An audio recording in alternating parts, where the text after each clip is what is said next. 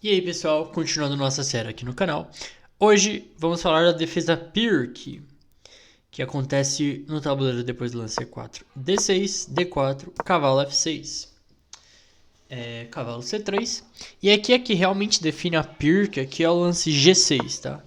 Para fiaquetar o bispo e levar para uma posição semelhante em dia do rei, só que contra o lance 1 E4, né? Então, se a gente comparar com o dia do rei, o peão das brancas teria que estar em C4. Mas o peão das brancas está aqui em C2, que muda totalmente as coisas, né? Então, qual é a ideia da Pirk? É uma ideia semelhante, uma abertura hipermoderna, com semelhanças claras à Índia do Rei, né? Que provoca as brancas a ocuparem o centro para tentar atacar esse centro depois. Então, vamos ver as linhas principais aqui da defesa Pirk. O teste crítico provavelmente é o lance F4, ocupando o centro, que é o ataque austríaco, né, o lance mais agressivo que as brancas têm aqui contra a defesa Pirk. E o nome da defesa Pirk vem de um grande mestre esloveno, tá? Chamado Vasa Pirk, algo assim. E aí, bispo G7, cavalo F3. Lances como E5 aqui podem ser extremamente prematuros, tá?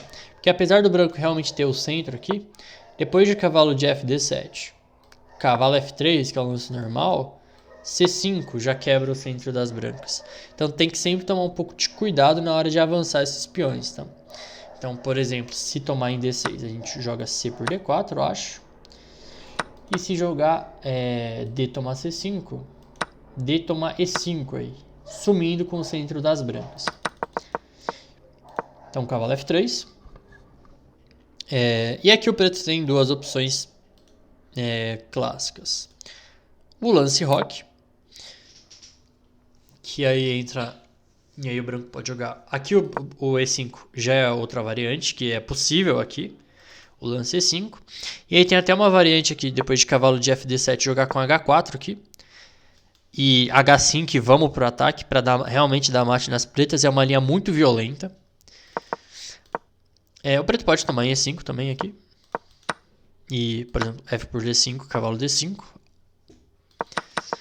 Mas aqui eu acho que o branco costuma mais jogar o lance bispo D3, desenvolvendo uma peça e defendendo o peão de E. E o lance principal aqui para as pretas tem tanto o cavalo C6, atacando o peão de D4 e preparando em algum momento o lance E5, explodindo o centro, contra-atacando.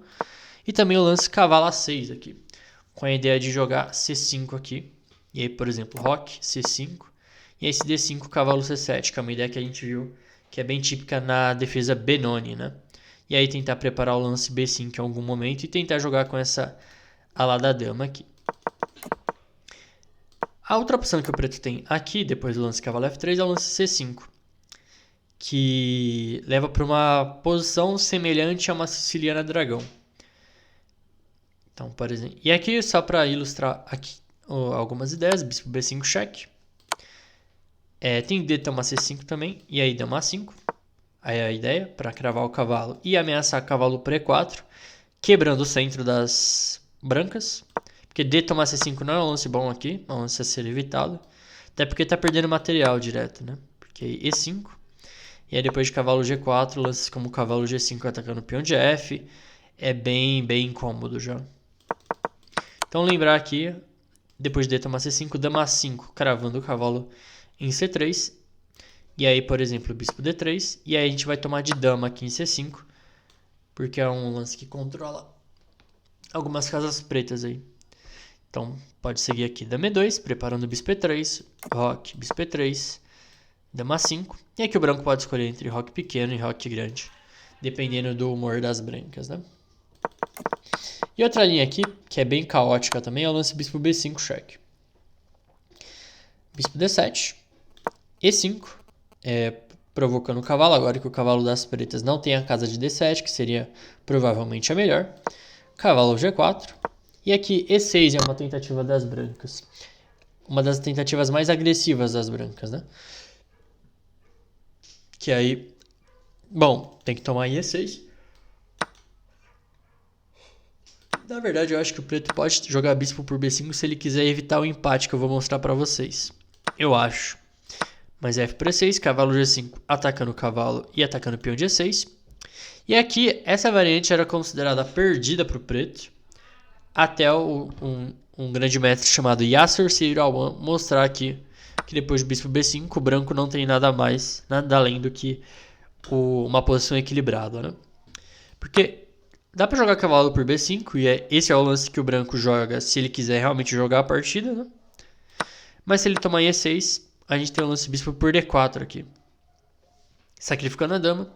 E se cavalo D8, bispo F2 e a posição acaba empatando por repetição.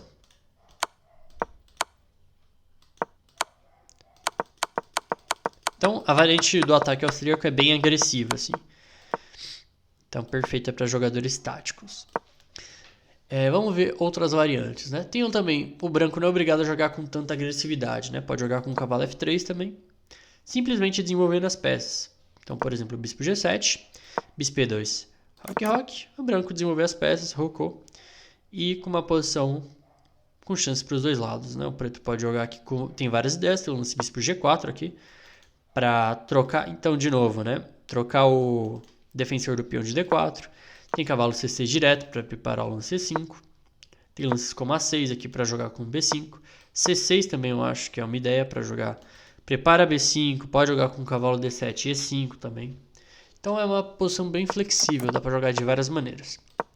O branco também pode jogar com o lance F3 aqui, para jogar com o bispo E3. Então, por exemplo, bispo G7, bispo E3, C6 e dama D2. E aqui o preto ele não joga roque rápido para tentar evitar esse tipo de ideia muito agressiva, né? Então, por exemplo, depois de dama D2, cavalo de BD7, roque grande, e aqui qual é o plano dos dois lados, né? O branco vai tentar jogar H4, H5, bispo H6 e me dá mate aqui na ala do rei. E as pretas vão tentar fazer a mesma coisa na ala da dama, né? Isso aqui vai jogar com C6, B5 e não esquecer da ruptura E5 também, que é importante para lutar pelo centro. Outra variante aqui é o lance bispo G5, que é conhecida como variante Byrne, que foi dada por um grande mestre americano que jogou esse lance na década de 60, talvez, que tem algumas ideias semelhantes ao lance F3 aqui. Normalmente o preto joga com C6, que é um lance mais flexível. Bispo G7 também é possível, mas aí dama D2, preparando o bispo H6. E aí é por isso que muita gente aqui não joga bispo G7, né, rápido. Porque depois de bispo H6 a gente vai ter que gastar um tempo defendendo esse bispo com roque, que é um lance que, se você está tentando atrasar o contra-jogo das brancas, né, é um lance que você quer fazer aqui, né? E aí esse bispo H6, dama H6, aí as pretas não rocam mais. E aí qual é o ponto do C6, né? Se o branco jogar com dama D2, a gente pode continuar atacando aqui com B5. E aqui o bispo H6 não vem com ganho de tempo, né? Porque o bispo já está defendido. Então esse seria um ponto a favor do lance C6, né? Mas o bispo G7 é totalmente jogável. Tem também a variante do Kolmov, que é outro grande mestre, acho que russo esse, com bispo C4, bispo G7 dama E2 aqui. É um sistema onde faz pressão em F7, o branco pode ter algumas ideias de E5 rápido. Tem a linha do G3 também, que é conhecida como sistema do Sveshnikov, que a ideia é preparar o lance bispo G2, cavalo E2 e roque, e o rei vai ficar muito bem em segurança, o bispo vai estar defendendo o peão de E4 de longe, o cavalo em E2 defende o peão de D4, e foi jogado bastante pelo Karpov. E aqui o lance bispo E3 também, que vai acabar transpondo para o lance F3, né? Porque aí depois de bispo G7, dama D2, no setup bem típico contra as posições de fianqueta, né? Preparando o bispo H6 com uma posição bem perigosa. O preto não é obrigado a jogar exatamente a Pirc aqui, né? Por isso eu falei que a Pirc realmente começa com o lance G6 aqui. Mas aqui as pretas têm outros lances, tem outros dois lances. O primeiro é o lance C6, que a gente conhece como defesa check, porque a ideia é qual, né? Se jogar um lance como F4, o plano é dama A5 aqui. Cravando o cavalo, é um pouco estranho isso aqui, mas é aquela coisa, né? Defesas hipermodernas. E aí C5, cavalo E4. E aí o preto vai tentar de novo jogar em volta das casas que os peões avançaram, né? Então D5 e F5 principalmente. Cavalo F3, D5, por exemplo. Opa, D2. cavalo por, dama por, e aí bispo G4, com ideias típicas, né? E a outra variante seria o lance E5 aqui.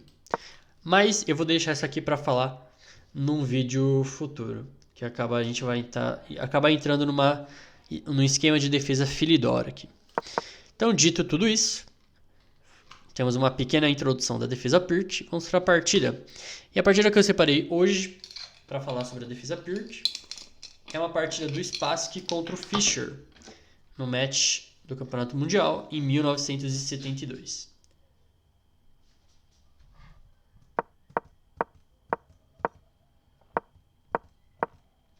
Então foi o ataque austríaco com C5. E aqui, a gente viu até aqui, né, o lance bispo E3. A gente viu até aqui, né, o dama 5. E aqui o Spassky preferiu jogar com o lance roque. Roque pequeno mesmo.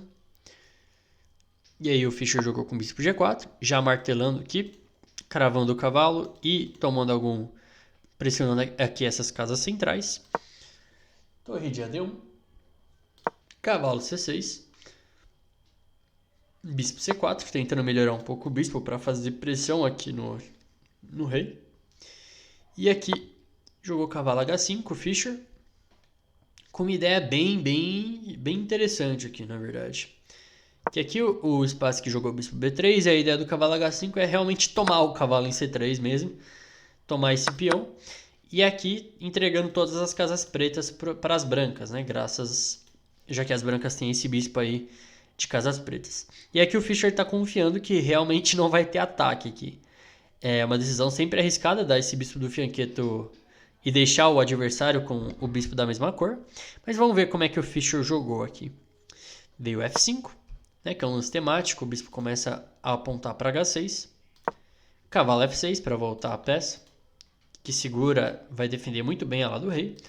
H3, tomou. E agora o preto tem um forte controle das casas pretas, né? Seguiu o cavalo A5 para eliminar esse bispo. Seguiu torre D3, dama C7, bispo H6, cavalo por B3. C toma B3, dama C5 cheque, rei H1. E aqui o Fischer tomou uma decisão um tanto curiosa, eu acho, né? Pelo menos. Que é que ele sacrificou a qualidade, ele jogou dama E5, deixando o branco tomar em F8. Mas, tipo, por que não torre de F8, eu acho, né? Não sei exatamente por que ele não jogou isso. Mas ok, seguiu dama E5, tomou. E aqui qual é a compensação das pretas, né? Tem um peão pela qualidade. E tem uma casa muito forte para o cavalo em E5 aqui. Essa é a principal compensação. Então pode ter alguns temas de ataque nas casas pretas, né? Cavalo H5, cavalo G3 e tal. Seguiu torre 3 para defender o peão. E agora pôs a torre na coluna aberta. Tomou. Dama F4, tomou, torre por. E agora cavalo D7, né? Então, sem as damas no tabuleiro, o rei das pretas está mais seguro, né? Torre F2 e agora cavalo E5, colocando o cavalo num posto avançado, onde nada tira ele daqui. E aqui eu acho que o Fischer as pretas têm compensação pela qualidade, né? Não vantagem, mas compensação aqui. Torre C2, tentando trocar as torres. Torre E1, torre de F2. Torre A1, rei G3. E aqui a partida meio que empatou meio rápido, porque o Spassky não tem muito o que fazer aqui pra tentar forçar. Nenhum dos lados tem... Assim, eu acho que as pretas poderiam tentar forçar, né? Jogar uns como F5 aqui, tentar avançar essa rapaziada aqui. Mas aqui o Fischer jogou de uma maneira um pouco mais sólida aqui. E aqui o Spassky deu um perpétuo, deu mate na torre, né? Como diriam alguns. Então, eu espero que vocês tenham gostado dessa pequena introdução à defesa Pirc e vejo vocês no próximo vídeo.